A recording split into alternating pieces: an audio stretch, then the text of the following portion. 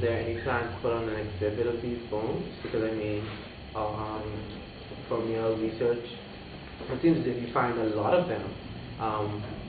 Are you going to put them on display so that Bahamians can see this and understand and be engaged in the whole process while it's continuing? That's a good question, actually. So that's a valuable part of garnering support for them to see that history is being rediscovered and reshaped. All right, so one of the things that we're going to do, well, let me first say, one of the things we don't do anymore, at least in the past they did, but it's not politically correct to display human bones. It's actually, some people actually frown on showing the pictures also. Native groups. Especially Native groups. Okay. So, although we don't have Native groups in the Bahamas, I understand, and while I said earlier I have no problem with digging up my own ancestors, I understand not displaying the physical bones themselves. So we're trying to come up with a creative way to still do it without putting the bones up on display. So one of the things we've talked about doing in Long Island, where we found these, is create some kind of outside exhibit and posters to really talk about what has been found and so forth. We're actually also in the process of developing a website for the Bahamas Colonization Project where we can put all of this information up there so that people can be engaged with it. At some point there has to be some sort of display. We're also working with the Ministry of Education to help them revise the curriculum. So there's a lot that we're doing. We plan on not only writing for academics, that's something we have to do in our discipline, but we definitely want to put stuff out there for the Bahamian people also. I wanted to ask, as you were mentioning the teeth and how many cavities they have. If they're eating a lot of corn and a lot of cassava, they will have cavities. A lot, yeah. So are you planning to do any isotope analysis to understand what percentage of their food is coming from these statues? Yes, so... All right, so Dr. Turner asked, because I mentioned that there are a lot of cavities, and you would expect to see cavities because we know they ate corn, cassava, and so forth, and those are foods that, those starchy foods would cause a lot of cavities. So would we do an isotopic study? So isotopes, and normally when I do this presentation, I talk about the isotopes, but I pulled it out of this one because I didn't want to include it in this. Isotopes, we use it to sort of get a feeling of what food groups predominantly influenced your diet. So whether it was corn, which is a C4 plant, whether it's cassava, which is a C3 plant. You can look at if people predominantly eat fish, and so forth. So we have done some isotopes, and we're going to do some more isotopes. We're actually getting ready with a partner from Oxford University to run some more isotope studies, and we're going to do some. Yeah, we're doing some isotope studies, and we're getting ready to do some more radiocarbon dates to try and get a better chronology of the burials throughout the Bahamas. Dr. Pateman. Me?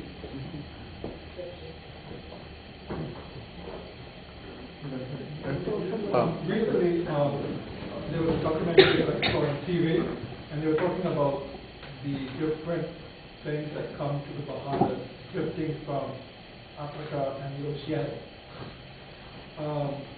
which in fact, affect the fishing industry. And if this has been happening presently, perhaps 1,000 years ago that was still happening then, do you think any of that affected the Lucayans and maybe also bringing other people from that area to the Bahamas? Well, you have some people, and I say some people, they believe that before Columbus you had the Chinese in the Bahamas. There's actually a whole book. What is, do you know the name of it? 1421. Yeah, 1421, yeah. Discovered the world. That's it. Yeah, so you have an author who wrote a whole book that talks about how the Chinese came to the New World long before Columbus. You have, what's the name of the person? But there's somebody who writes about the African influence. The challenge is, I'm a person, I need evidence. And until you present me with evidence, I don't think so. back in the late 70s or early 80s, Paul Aubrey's, the tomato paste Paul Aubrey, not David. not your father-in-law, David, yes. David. His sons and some Higgs boys found skulls, Lucayan skulls, in a pothole at Camperdown. Yes. And John Winters came, and are they still in a box somewhere? Have you all looked at those? Those were, from what I understand, those were reburied, but I don't know where they were reburied. So. They were reburied? Yeah. I thought I was part of that dig. I thought we took them to the archives. Yeah, they're in your cellar. They're buried in your cellar. But you want to be found at Adelaide. They were in the archives for a time, but I don't know if it's a function that they were poorly labeled and that misunderstood. But yeah, they were deposited in the archives. They were in the archives at some point, but from what I was told, they were reburied, because I've looked at, because all of the stuff that was at archives is now being transferred to Antiquities. I've looked at every set of skeletal remains that Antiquities has, and those aren't there. So I only can, when I talk about burials in the Bahamas, I can only use what John went to. I'll find out. If they reburied them, they would have taken them back to the cemetery. I don't think they were taken back to that site. I think they were taken somewhere else. I only am going off a hearsay, so I don't know fully where those are. If you can help me find them, yeah, no, we need to find those. I always wondered if they were trauma or whether, you know. So, has there ever been a Spanish period finding of a skeleton? Anything that was post 1492? All right, so I'll say yes and no. So I'm going to start off with historical documents. We know, according to that in 1521. All right, so let me backtrack. So we know, according to our history, that when Ponce de Leon came through the Bahamas in 1513, he only found one old Lucayan. It depends on who you read. Some will say man, some will say woman. No crone. Right. So, but we also know that after 1513, the Spanish continuously were slaving in the Bahamas. Well, why would you slave here if there was nobody here? There was a slaving expedition, I think in 1518. 1520, 1519, yeah, that's it. And they were based out of Andros. More than half of the Lucayans they had captured died while awaiting the ships. All right, so what are you going to do with a ton of dead bodies? You're going to bury them.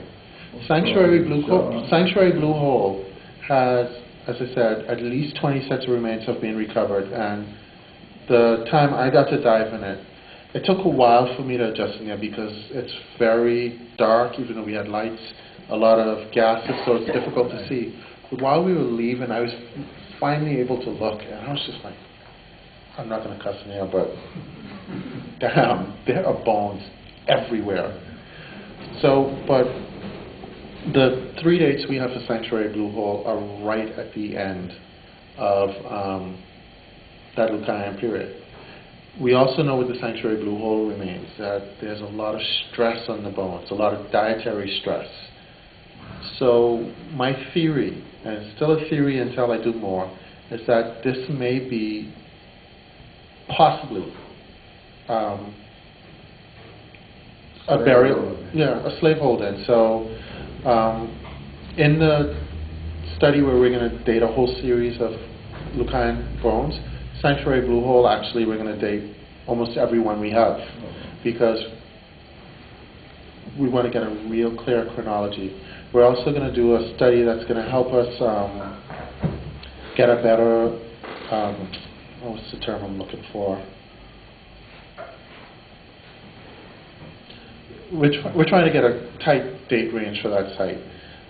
It's a theory, I may be wrong, but we'll find out soon. But no, outside of my theory, there's been no definitive burial that you could say is post-Spanish. Okay. Well, can I ask one more thing?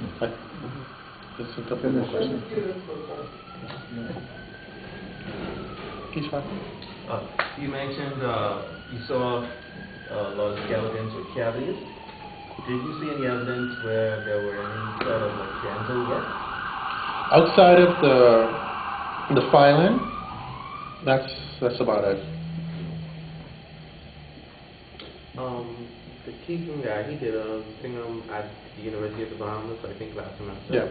He talked about there being no carrots. Do you subscribe to that theory? Okay. All right, so normally when I give this presentation, I put up a map of the Bahamas, and I put up a map of the Caribbean, and I say, all right, where were the Caribs? Or are the Caribs supposed to be from? A very long way away. So we were taught that the Caribs would come into the Bahamas, steal the Lucayan women, and eat Lucayan men. Now let's think about that. You're going to jump in a boat, a canoe, and canoe all the way up the Lesser Antilles, past the Greater Antilles, into the Bahamas, to steal some women and eat some men? I don't think so. But I mean, so that's me being sarcastic with it. But if you actually look at the history of it, all right, let's start off with what Columbus was told. Columbus was told that anyone he found, if they were peaceful, they were not allowed to enslave, because if they're peaceful people, then they have the potential to be converted into Christianity. And that's why it was actually, for a very long time, illegal to enslave the Lucayans. And the Spanish didn't listen; they came in and took them anyway. But it was actually illegal to enslave Lucayans. So if you create this whole myth of cannibal, fierce persona, you have, as a Spanish, you have the right to enslave these people. You can enslave them, and they needed slaves to work. They needed slaves to dive. So it's this whole persona that's being created. And if you're really interested in this subject, look for a book called Skull Wars. I read it about 15 years ago. It's really delves into that subject, and I can't remember everything they talk about, but they really evaluate the myth and explain why it's a myth and not reality. But yeah, I completely agree with Bill. There's no Caribs. So you're saying then that that's the European perception of those who would have resisted their rule? Maybe, yeah. Possibly? Okay. I mean, think about it. Some random person, people you didn't know exist, come here, and they're trying to take you into slavery. You're going to just sit there and let them take you into slavery? No. Exactly. They fought back. I promise I wasn't going to say anything in here tonight. The challenge is, Dr. Pateman, is that a lot of your colleagues in the Caribbean, and you know, as a curriculum officer, I've said this to you and Dr. Keegan, have written, and for years, and many more, and I'm challenged with it as well, revising a curriculum as part of this revisionist history, because a lot of your colleagues are teaching this. Now you have to name the colleagues. No, she means the region, not in the Bahamas. Say what date they were writing. I can call names, but in the fall, Say what date and say what yes, because that is out of date, at least from 1992. They've revised books. They've revised textbooks. They're not. So Right. They've revised textbooks because I know about them. Yeah. I mean, and I've expressed that. Yeah, and that's the biggest challenge. And I could call names, William Claypool, John Robotham. I can call another name, Greenwood. And are they archaeologists or someone else? However, but they use Textbook writers. I'm not They're textbook writers. I'm just trying to explain to you. The challenge we have with this revisionist history, as we need empirical data. You've shown us a lot of the data. I'm saying, as a curriculum officer, as a history curriculum officer, we've challenged for many years looking at this, because now this new narrative has come on stream. Right. And we are working together to change it. However, I'm saying a lot of your Caribbean colleagues, as Dr. Turner is saying, look, let them bring the evidence of some of this, but they are revising textbooks. And including the wrong information. Exactly. And that's actually the problem with the Bahamas. Well, I'm going to talk from an archaeological standpoint. There's such a small community of Bahamian archaeologists. And Bahamian writers? Well, Yes, even that. Bahamian historians, we are challenged with that. I'm always in UB Raleigh the School of Social Sciences, I wish Dr. Curry was They don't there, write. and they are not writing. That's Yeah. true, the young students in here, and they can tell you, and my colleagues who are here who may be historians, we don't have sufficient Indian writers. Yeah, and that's actually a challenge. That's Because a we have, challenge. That's we, right. we, Doing research. Doing proper research. Evidence-based Yeah. research. And you look at the data, you even have some of the things we relied heavily, particularly with the ministry, on Dr. Saunders, and Yeah. God bless her. But you know, even some things people are now revising and looking at, I'm just saying. So a lot of the data involving the Lucayans is from who as writers that we're finding. Other Caribbean people. Exactly. Yeah. And that's actually our challenge That's as a challenge. archaeologists, historians, and there's a number of us in this room. Yeah. We need to write more of our own history, Yeah. not just in the books that we're writing, but we also have to get into that textbook world that we don't want to get into. So we Because, can take a so that it can be, as you said, because this, based on conversations you've had and I've had, this discussion with Dr. Tinker, is that maybe we need to look at not just writing the books for sale, but writing the textbooks, so that when education revises the curriculum, they actually have textbook resources that they can call on. Right now, we can help you revise the curriculum, but which textbooks are you going to use? I don't have any. Exactly, so... I don't have any textbooks. Everywhere I turn, I have to get sections. So the Lucayans, I don't have a problem using that, but there's no set textbook. So I'm saying that. And that's actually part of our project. So an earlier question I was asked, how are we going to engage? So we're going to write the academic publications. We're going to engage on the web. We're going to write for the Bahamian people. But we're also going to create the textbook.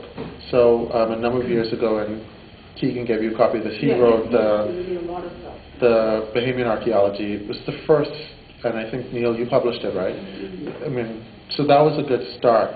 But so much has changed since that has come out that we need to revise it. And so as part of this project, that's what we're doing.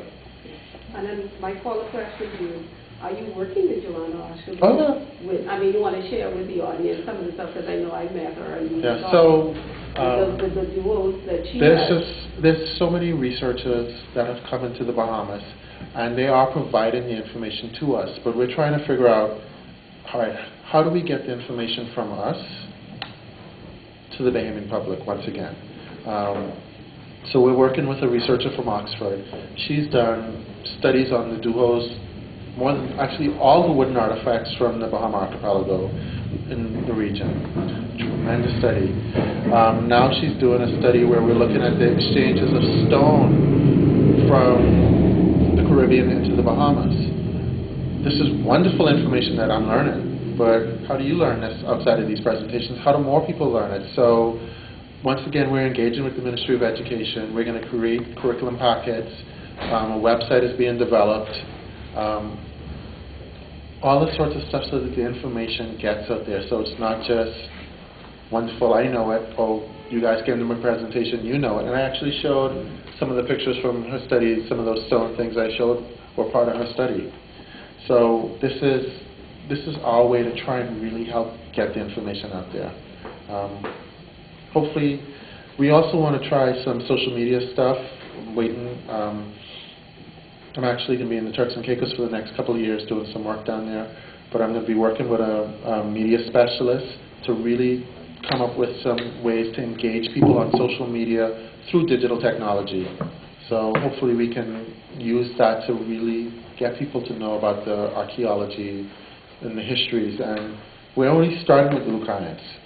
The intention is once we fix the Lucayan curriculum, we can move on to something else, and something else, and something else. Do some work on the Seminoles. Black Seminoles. Black Seminoles, yeah. Yeah. I have one more. No,